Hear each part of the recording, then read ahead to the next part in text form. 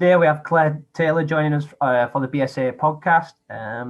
Claire is an MBE, the first woman to have played for England cricket and football, first English bowler to have taken 100 wickets in women's one-day internationals, an illustrious sporting career to say the least. So thank you, Claire, for joining us. Oh, you're welcome.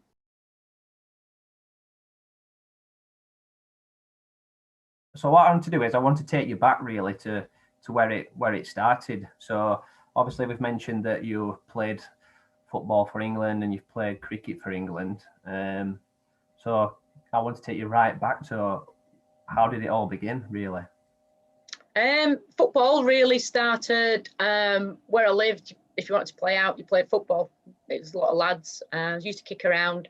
Then when I went to junior school, got a very sort of like forward-thinking PE teacher, and he saw me kicking the ball around, got me in the school team back in the 70s, giving me age away now, back before, equality and all this. And he got me in the team. It was a bit of a, Huddersfield Examiner took it up. I think the headline was "Future Pelly Can't Play, She's a Girl." So, so I started playing there, and then others who lived in Huddersfield used to kick a ball around. We started playing for a team in Bradford called Bronte Ladies. So we used to get on the bus, travel to Bradford, played in the North West League. And then from there, joined Knowsley as they were then, who then became Liverpool Ladies. The National League started. Played there for 7 seasons, lost 3 FA Cup finals with them, which is my only claim to fame, really, playing for Liverpool. And then came back, played for Huddersfield Town for a couple of seasons, and then retired, I suppose, got a bit too old, and then moved out to New Zealand, lived out there for 7 years. And there was a local team there, which was like an over 40s team. So started playing there, played a bit of Masters football there, went to Australia to play in a competition too. So, not really playing too much football. Cricket came more through, that started at school as well, but it was more going to watch our form teacher play because we didn't think he looked like a cricketer, so we went to watch. One day I was watching him and he was short of a scorer, so I started scoring for a local team. That's what got me interested in cricket. Went off to uni, played a bit of six-a-side there, and it wasn't until I came back to Huddersfield after uni. A friend that I played hockey with said, "Oh, fancy playing cricket?" So I started at Wakefield. Like the rest is history. Played for Wakefield for a season, got in the Yorkshire team, and then it was a meteoric rise into the England team at 1988, and then finished playing for England in 2005, I think. So quite a long career and a lot of travelling. Won a World Cup. Went to 5 World Cups altogether. But sport's been brilliant for me. A lot of travelling, met some great people, and helped me keep fit. And the upshot from that is you move on and you do other jobs within sport if you want. But the contacts, like say with Amanda, is unbelievable. You keep these friends for life. I might not hear from Amanda for 2 or 3 years, but then they're always there in the background. There's always mates you can call them. Yeah, brilliant. There's quite a lot of information there, so I'm going to try and take it back to one of the points that you mentioned there, really, about the Pele headline. Really, girls can't play football. I think that's what you was quoted as saying. So that was interesting because that was going to be one of my questions, really, about barriers. Okay, what barriers did you face? So obviously there is a bit of a stigma around girls can't play football. So was that obviously I think that's changing a little bit now, but it's changed massively. It's changed massively. I'm not a big women's rights feminist, although perhaps I should be, I don't know. It was back in the day when there was no equality. I had to get private insurance because the school's FA wouldn't insure me to play. So I remember my parents got private insurance. And it wasn't a big statement. It was more about, come on, she just wants to play a bit of football. I think barriers in a way are what you make them. You can put any barriers in there. First of all, I was nowhere near on a par with Ellie neither. It was just a nice headline. I think you make your own barriers and you break them down. You're better off breaking them down by being too nice with people, I think, rather than rebelling and going, I can do this, I can do that. It's almost like actions speak louder than words. Get on the field and let your sporting performances do your talking. Brilliant. Actions speak louder than words. Really. Yeah. Another thing that I picked up on there before was about coming into the sports a bit later, really. So, like you said, there, cricket. There's at the moment there's a lot of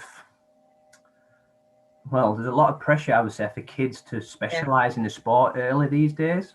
Okay, and from your story there, saying that you did hockey, you've done football, you've played cricket.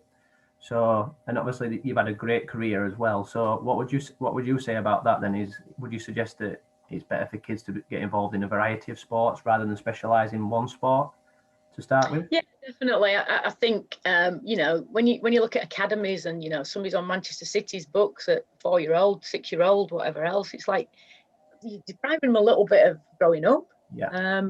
I don't have kids myself, but a lot of friends' kids, I'll just say, just let them do what they want to do. Yeah. Let them do what they want to do. They'll find something that they're good at or something that they enjoy. We said earlier, didn't we? No, not everybody's going to be a professional footballer. No. The amount of people that play, so enjoy it. And you're always within a team, you're going to need players that aren't as good. It sounds daft just to make the numbers up, especially at junior level.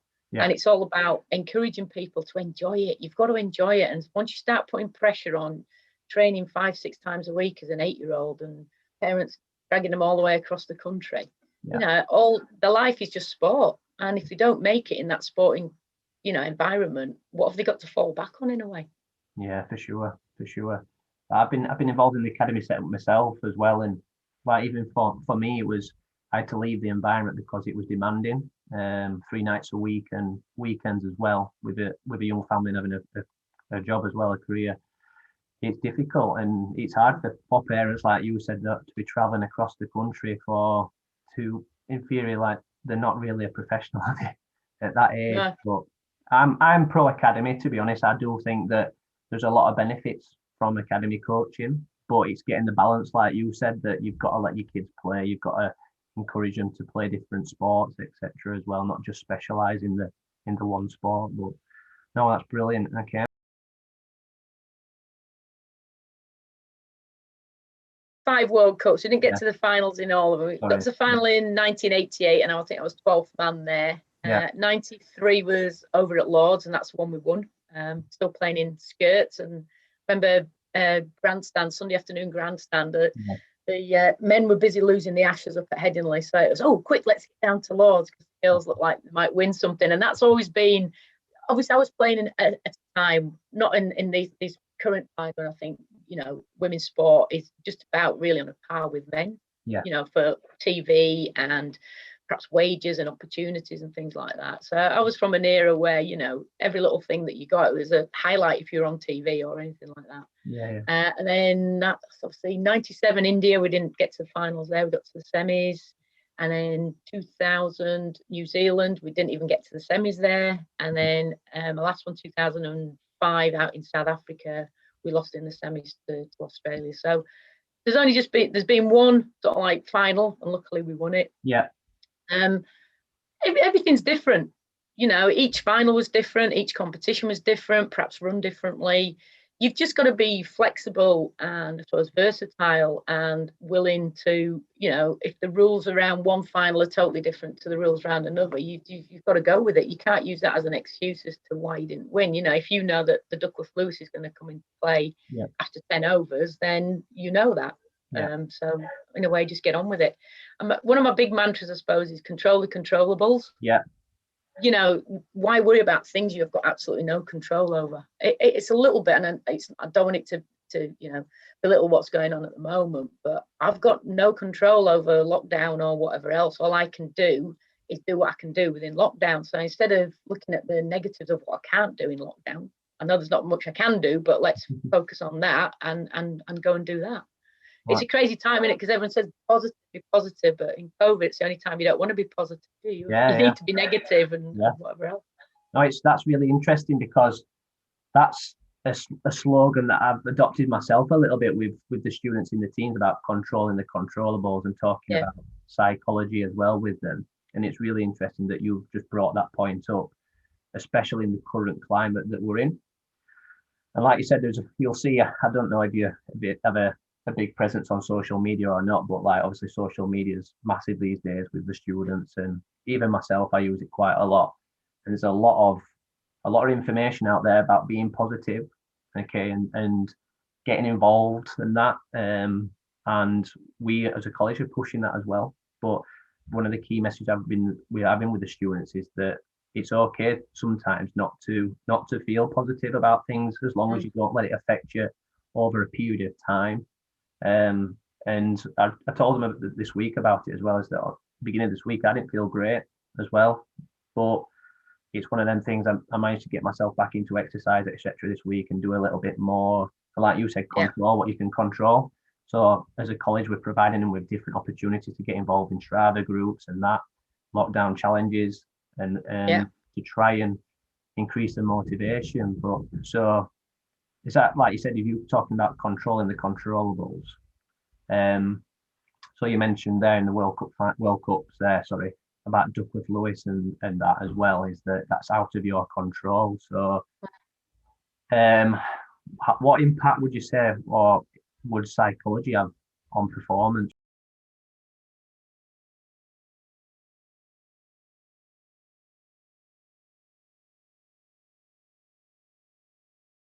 Really, are you a massive I think everyone's different. We first came across it 1993 World Cup. A guy called Steve Bull, who's, we got introduced to him, and he's massive now in the sports psychology world. And I think at first we were all a little bit, oh my God, Steve Bull, and then there was another word on the end, because we said, oh, it's rubbish, is this? It's rubbish, is it?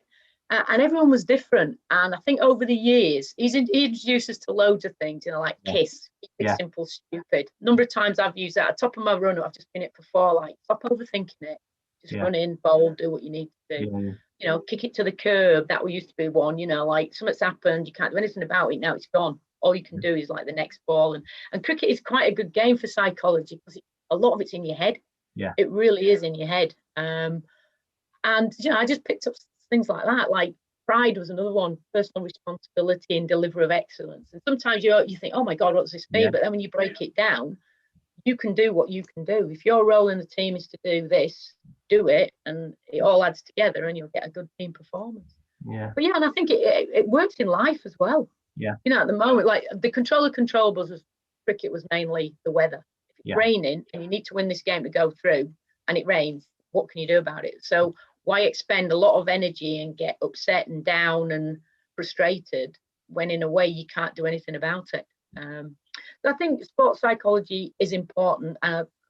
Some people need it more than others. Some people take it further than others, like visualization and other things. I think they're good techniques to introduce people, and then people can take it or leave it.